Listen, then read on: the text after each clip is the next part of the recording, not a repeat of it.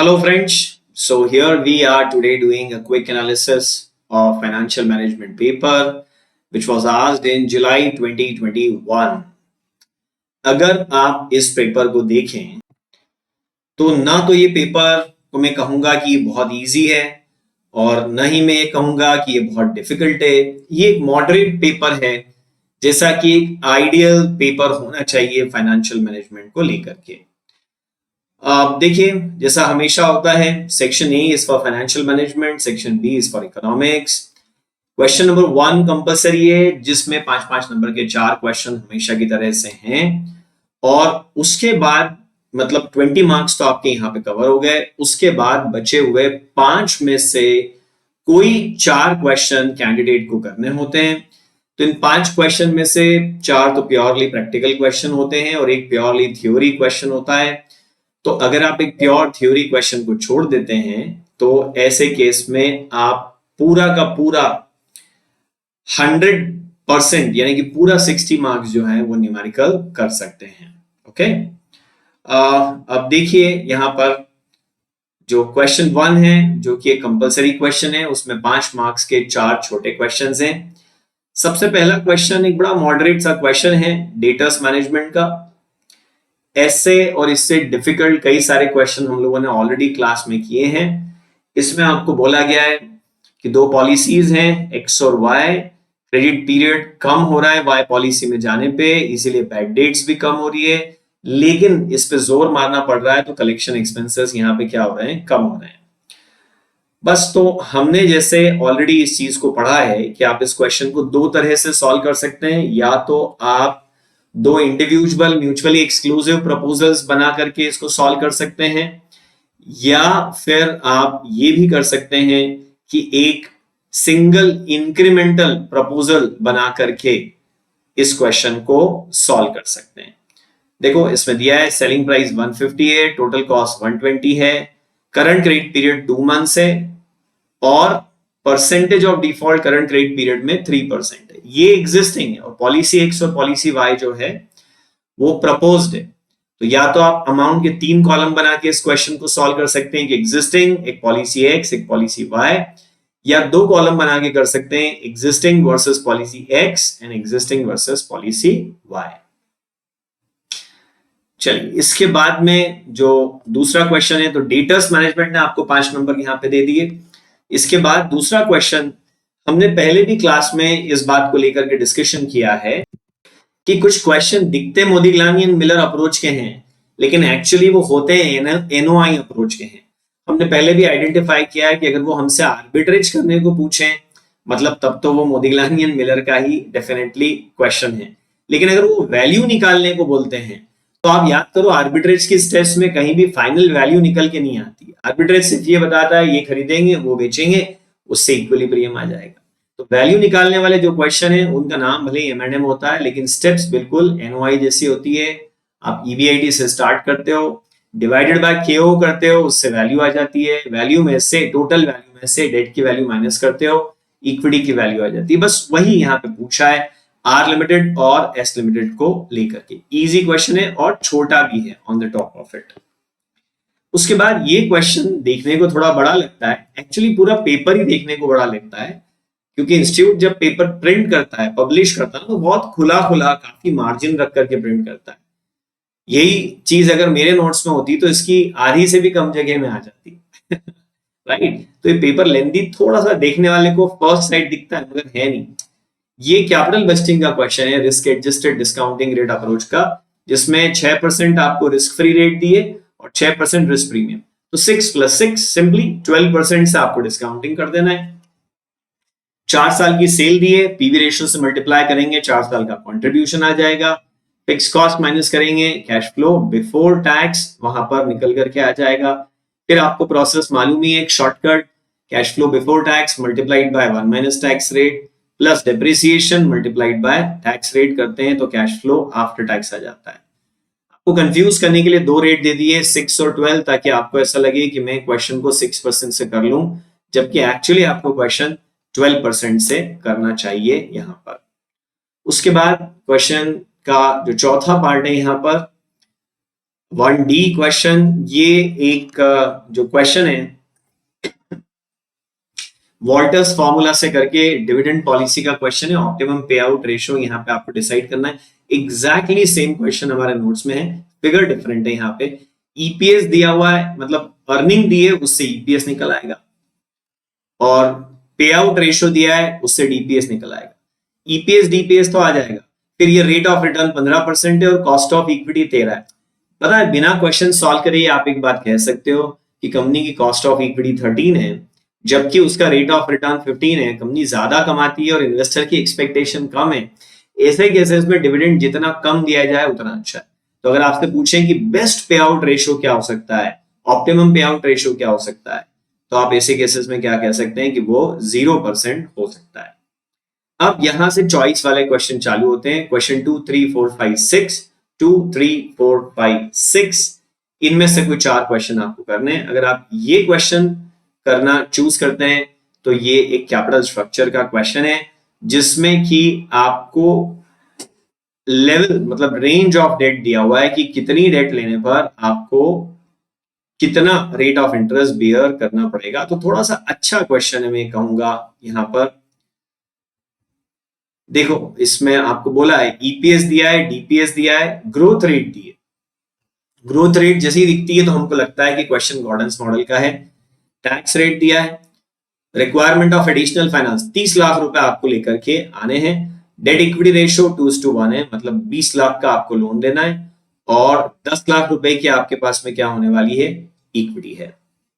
अब यहां पर एक छोटा सा कंफ्यूजन आ सकता है कि जो मुझे 20 लाख का लोन लेना है तो ये जो मुझे दिया हुआ यहाँ पे ये इनकम टैक्स के जैसी स्लैब्स हैं क्या, कि 5 लाख तक का लोन 10% पे आएगा, उसके बाद अगले 5 लाख का 9% पे, और उसके बाद जो बचा हुआ 10 लाख है वो 8% पे आएगा। एक तो ये स्लैब अज्यूम कर सकते हो, और दूसरा आप इसको रेंज अज्यूम कर सकते हो कि मेरा तो लोन 10 लाख के ऊपर का ही है, 20 लाख है, तो मेरा पूरा लोन जो है वो 8% पे आएगा।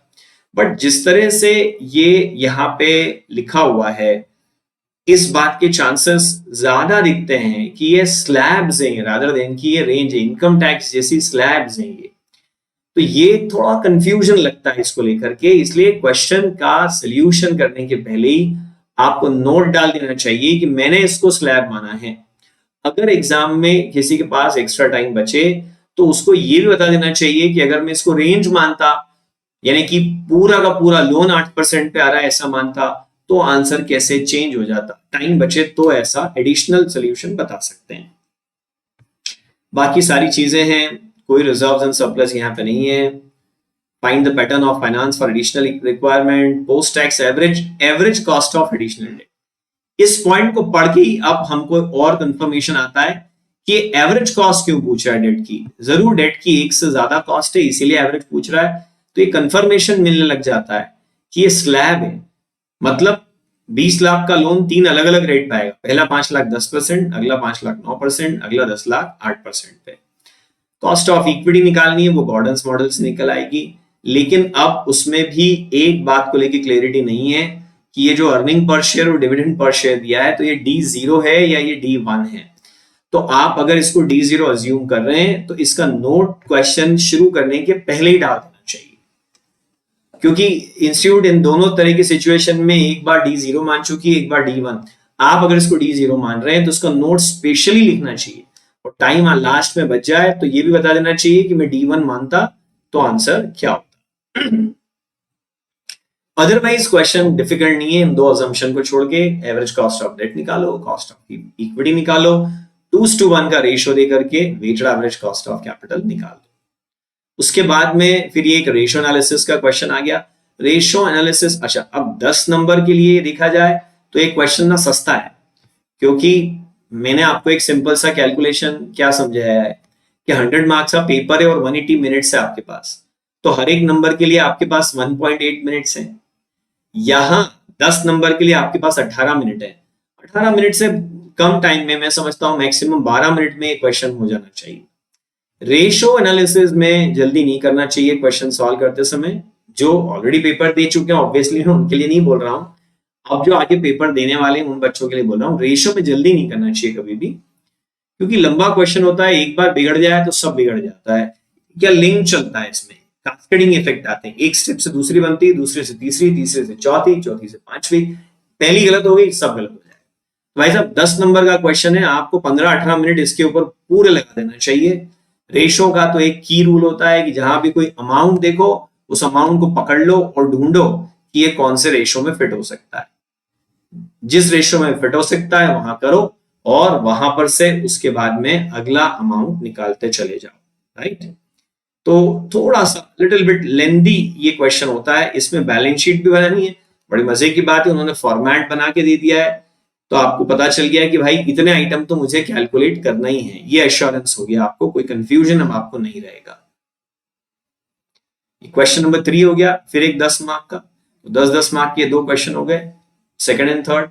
फिर ये 10 मार्क, ये डिट्टो भाई साहब वही क्वेश्चन है जो कि हम लोगों के नोट्स में दिया हुआ है, आप थोड़ा ध्यान से देख लेना, बस फिगर अलग है, नोट्स में फिगर मेरे को अभी याद नहीं आ रहा है, लेकिन डिट्टो वही क्वेश्चन है। एआरआर का क्वेश्चन देखो, मुझे देखते ही इसमें समझ में आ गया।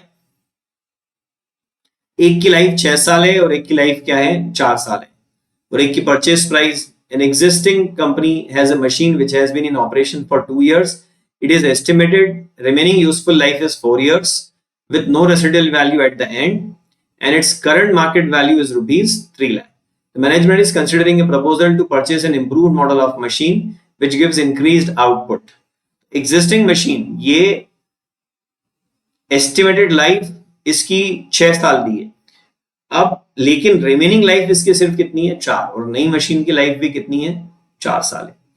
अब देखो खासियत क्या है इस क्वेश्चन में कि एक तो जब आप नई मशीन खरीदोगे ना उस समय पे पुरानी मशीन बेचोगे, लेकिन ये क्वेश्चन एआरआर का है, ओ आई एम सॉरी एआरआर का नहीं है, अच्छा okay okay okay okay, replacement decision पे ये क्वेश्चन है। तो इस तरह का डिट्टो सेम क्वेश्चन जो नोट्स में हमने सॉल्व किया है वो एआरआर का है, जिसमें कि ऑपरेटिंग आवर्स दिए हैं, सेलिंग प्राइस, मटेरियल कॉस्ट, इन सब से कैश फ्लो। हमने एआरआर का करा था यही वाला क्वेश्चन क्लास में, तो हमने इसका प्रॉफिट आफ्टर टैक्स निकाल के छोड़ दिया था। अब आपको एक स्टेप आगे बढ़ना पड़ेगा, उसमें डेप्रिसिएशन ऐड बैक करोगे तो कैश फ्लो आफ्टर टैक्स हो जाएगा। मजे की बात यह है कि दोनों की लाइफ इक्वल है, ये भी 4 साल है, ये भी 4 साल है, तो ईएनपीवी की इसमें आपको जरूरत पड़ने वाली नहीं है, एनपीवी से ही आपका काम हो जाएगा। रिप्लेसमेंट का क्वेश्चन है, देखो थोड़ा सा लेंथी क्वेश्चन है, इसलिए इंक्रीमेंटल करने से बेटर है दोनों अलग अलग कर दो। एग्जिस्टिंग मशीन की एनपीवी अलग निकाल दो, न्यू मशीन की एनपीवी अलग निकाल दो। जब न्यू मशीन 10 लाख में खरीदोगे तो पुरानी मशीन का 3 लाख का इनफ्लो लेना मत भूलना, ओके। वर्किंग कैपिटल भी दिए, एक फुल क्वेश्चन है अपने आप में ये एनपीवी का, और आपसे पूछ रहे हैं कि क्या करें, रिप्लेस करें कि ना करें। 10% की डिस्काउंटिंग रेट भी यहाँ पे दी है। मैं कहूंगा ये क्वेश्चन भी थोड़ा सा लेंथी है, इस तरह के क्वेश्चन को भी करने के लिए 10 मिनट का 10 मार्क का क्वेश्चन है, तो पूरे 18 मिनट 15 मिनट आपको कम से कम इसमें लेना चाहिए। फिर उसके बाद में question number 5, again obviously 10 mark का ये क्वेश्चन है, इसमें एक बैलेंस शीट आपको दी है, और उसके बाद में ना ये लेवरेजेस का क्वेश्चन है, कुछ एक्स्ट्रा इंफॉर्मेशन दिए। डिट्टो सेम क्वेश्चन मेरे करेक्टेड प्रैक्टिस मैनुअल में दिया है, अगर आपने उसको सॉल्व किया हो तो। ईपीएस निकालना है, operating leverage, financial leverage, combined leverage, सब कुछ आपको निकालना है, और ये बैलेंस शीट दी हुई है, और उसके बाद में ये कुछ फिगर P&L से इसमें उठाए हुए हैं। जरा सा रेशियो एनालिसिस भी इसके अंदर घुसा हुआ है, क्योंकि टोटल एसेट टर्नओवर रेशियो आपको यहाँ पे दिया है। तो पहले ये रेशियो अप्लाई करके मिसिंग फिगर्स हम निकाल लेंगे, और उसके बाद में ये क्वेश्चन बिल्कुल भी डिफिकल्ट लेंदी नहीं है, I will say little bit tricky है कि कुछ मिसिंग फिगर है उनको ढूंढो, उसके बाद तो क्वेश्चन बहुत आसान है, लेंदी नहीं है, थोड़ा सा ट्रिकी क्वेश्चन है। और फिर उसके बाद में लास्ट थ्योरी है, तो अगर आपने पहले 5 क्वेश्चन कर लिए तो छठा क्वेश्चन आप डेफिनेटली छोड़ सकते हो। इसमें थ्योरी में एक तो बोला है कि पोस्ट शिपमेंट फाइनेंस, तो अपने नोट्स में साफ साफ थ्योरी दी है, प्री शिपमेंट और पोस्ट शिपमेंट। याद करो पोस्ट शिपमेंट फाइनेंस में 3 चीजें दी है, बिल डिस्काउंटिंग है, advance against bill sent for collection है, और एक तीसरा पॉइंट और था एडवांस अगेंस्ट ड्यूटी ड्रॉबैक, वो आप तीनों पॉइंट यहाँ पे लिख दो। सेलिएंट फीचर्स ऑफ फॉरफिटिंग, अब ये फॉरफिटिंग ना फैक्टरिंग का ही भाई है, तो नोट्स में एग्जैक्टली मैंने फॉरफिटिंग दिया हुआ नहीं है, लेकिन फॉरफिटिंग और फैक्टरिंग इनमें फर्क क्या आता है कि फैक्टरिंग डोमेस्टिक के लिए और फॉरफिटिंग जो है एक्सपोर्ट सेल्स के लिए की जाती है। तो ये एक और थ्योरी क्वेश्चन हो गया। अब थर्ड वाले में दो चॉइस है आपके पास में, list out the steps to be followed by manager to measure and maximize share holders wealth. 2 number का क्वेश्चन है, क्या लिखोगे? वेल्थ मैक्सिमाइजेशन के लिए क्या करना चाहिए? अच्छे डिसीजन लेना चाहिए, फाइनेंसिंग डिसीजन, इन्वेस्टमेंट डिसीजन और डिविडेंड डिसीजन। और explain the limitations of average rate of return. ARR की थ्योरी है, तो एआरआर आप जानते हो कि अकाउंटिंग फिगर पर बेस्ड होता है, इसमें कैश फ्लो को कंसिडर नहीं किया जाता है। तो ये आप एआरआर के बारे में इसमें समझा सकते हो। ये जो सी पार्ट है ना, ऐसा है कि आप नहीं भी पढ़ के गए हो तो मन से इसका आंसर लिख सकते हो। अगर क्वेश्चंस ये आपने सारे कर लिए तो थ्योरी अवॉइड करिए, क्योंकि उसमें फुल मार्किंग नहीं हो पाती है। इस तरह से देखें तो ये पूरा का पूरा एक मॉडरेट लेवल का पेपर है। अगर आपने ईमानदारी से मेरी क्लास ढंग से अटेंड कर दी और मेरा होमवर्क किया हुआ है तो इस पेपर में आप कम से कम 40 मार्क्स, 60 में से बोल रहा हूं 100 में से नहीं, आसानी से स्कोर कर सकते हैं। राइट? चलिए, थैंक यू, बाय बाय।